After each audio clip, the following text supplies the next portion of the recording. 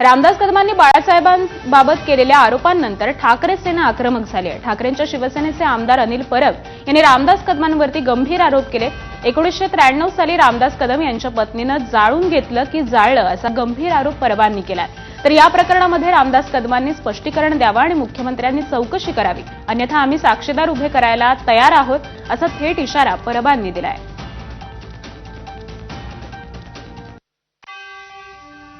अजून एक narco taste होणं गरजेचं आहे। सन 2093 मध्ये रामदास कदम यांच्या बायकोने स्वतःला जाळून घेतलं।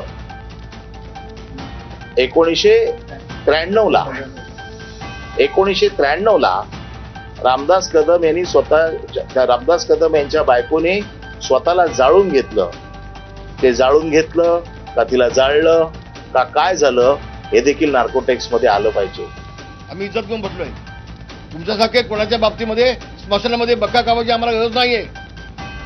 आणि असाल तर सांगा किंवा हे जे तुम्ही माझ्या पत्नीच्या बाबतीत आज काढलंय ना, मला दुःख झालंय, वेदना झाल्यात। मी न्यायालयात गेल्याचं जाणार नाही, तो दाखवीन मी आता, तुला दाखवीन।